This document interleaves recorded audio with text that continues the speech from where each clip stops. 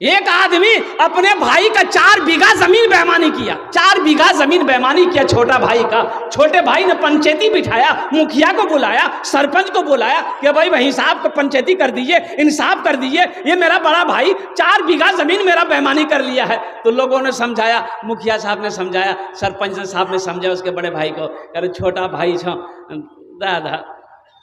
बोले नहीं, हम सबकी बात को मानते हैं लेकिन जमीन नहीं देंगे। तो माने कहां से? अरे माना नहीं दिया, नहीं दिया। हज का महीना आया, हज का साल आया, हज का महीना आया, हज का इरादा कर लिया, 4 बीघा जमीन बेईमानी किया, हज का इरादा कर लिया, सब पैसा जमा कर दिया। जिस दिन निकलना था घर से तो अब चले गए मदरसा शमसुल उलूम आए कि हजरत से दुआ करवा ले, सफर पे जा रहे हैं, हजरत दुआ कर देंगे तो सफर आसान हो जाएगा। तो हजरत को इसका सब वाकया पता था कि पक्का बेईमान है ये, 4 बीघा जमीन बेईमानी करके बैठा हुआ है। तो हजरत से मुसाफा किया तो हजरत ने पूछा, बेटा कहाँ जा रहा है? बोला अल्लाह आपको पता नहीं है, हम हज में जा रहे हैं। बोला अच्छा, पीछे का मामला सब साफ कर दिया? बोला कौन मामला, हम तो फिटफाट हैं। बोला अपना भाई का जो 4 बीघा जमीन बेईमानी किया है। बोला अल्लाह हजरत, उसी को तो माफ कराने हम हज करने जा रहे हैं। अरे माफ होगा? अरे बोलो ना माफ होगा। तो हजरत ने जवाब दिया, है नादान, तू एक हज की बात करता है, एक हज की बात करता है, अगर हजारों हज भी कर लेगा फिर भी अल्लाह उस गुनाह को माफ नहीं करेगा जब तक अपने भाई की जमीन को वापस नहीं कर दे। एक लड़का शादी नहीं कर रहा था, उसकी माँ बोली कि बेटा अब इन हाथों में ताकत नहीं है, झाड़ू नहीं दे पाती हूँ मैं, काम नहीं कर पाती, खाना नहीं बना पाती, कपड़े नहीं धो पाती, तू ब्याह कर ले, बहू आएगी घर में काम करेगी, मुझे आराम मिलेगा।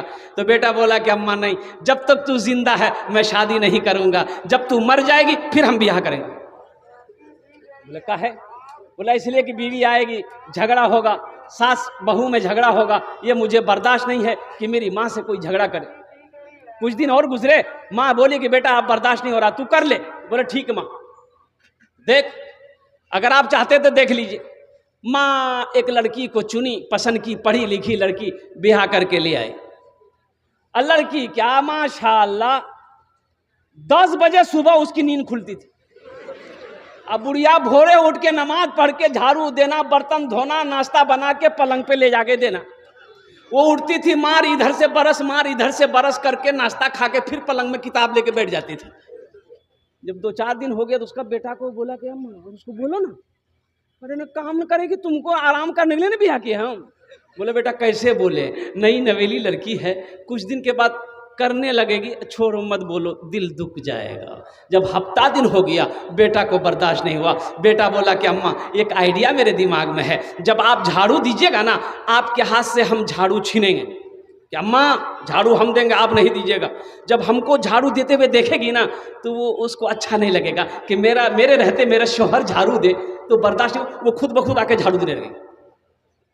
जब आप बर्तन धोइएगा, हम जाएंगे बर्तन धोने के लिए, तो हमको बर्तन धोते देखेगी तो उसको परेशानी होगी, वो आके बर्तन धो, जो काम में लग जाएगी ना तो फिर लगी जाएगी। बोला ठीक है। माँ झाड़ू दे रही, बेटा आया, बोला कि अम्मा हम देंगे, माँ बोल रही हम देंगे, बेटा बोल रहा हम देंगे। वो देख के सो गए। बर्तन हम धोएंगे, बर्तन हम धोएंगे, बर्तन हम धोएंगे, बर्तन हम धोएंगे, माँ बेटा दोनों बोल रहा। जब हफ्ता दिन हो गया तो वो लड़की एक दिन उठी और दोनों को बुलाई, सासों को बुलाई, शौहर को भी, इधर आइए। दोनों आया, बोला ये क्या झमेला रोजाना रोजाना लगा रखे आप? बोला नहीं झाड़ू बर्तन यही सब का है। तो बोलेगा आप लोग बारी बना लीजिए, कौन किस दिन झाड़ू देगा, कौन किस दिन बर्तन धोएगा।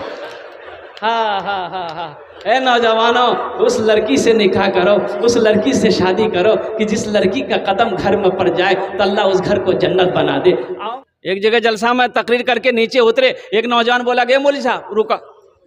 बोला बोलो। बोला अभी आप तकरीर करे कि माँ बाप के कदमों के नीचे जन्नत है। हमने कहा कि हाँ, हुजूर की हदीस है, अल्लाह के नबी इरशाद फरमाते हैं कि माँ के कदमों के नीचे जन्नत है। बाप जन्नत के दरवाज़ों में से एक बीच का दरवाज़ा है। कौन सा दरवाज़ा है? हाँ, बाप जन्नत के दरवाजों में से एक बीच का दरवाजा है। तो नौजवान बोला कि बात समझ में आ गई, हमारा सवाल ये है, ठीक है माँ बाप के कदमों के नीचे जन्नत है, लेकिन मेरा पूछना ये है कि सास ससुर के कदम के नीचे कुछ है कि नहीं है? कहा है, समझ गए? तो हमने कहा कि क्या है, ब्याह कर है कि? बोले नहीं भेलोज गए। हम बोले बेटा तुम्हारे पूछने का अंदाज, उसका सवाल का जवाब मेरे पास है। बोला जल्दी बताइए। हम बोले सास ससुर के कदम के नीचे भी है। बोला क्या है, जल्दी बताइए।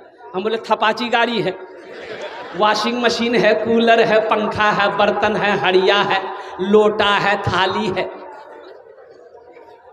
अरे और क्या मिलेगा? सास ससुर के कदम के नीचे यही नहीं मिलेगा? नौजवानों, मांग कर जहेज ना लेना। और सुनो, उलमा फरमाते हैं कि अगर वो अपनी मर्जी से भी दे फिर भी ना लो, फिर भी ना लो। लड़की वाला अगर अपनी मर्जी से दे फिर भी ना लो, इनकार कर दो, नहीं मुझे नहीं चाहिए, मुझे नहीं चाहिए, मुझे तो मुझे तो सब में आपकी बेटी चाहिए, हमें तो अपनी बीवी चाहिए। और बहू और लड़का का बाप कहे हमें तो वो बहू चाहिए कि जिसका कदम मेरे घर पे पड़ जाए तो अल्लाह उसके कदम की बरकत से मेरे घर को जन्नत बना दे।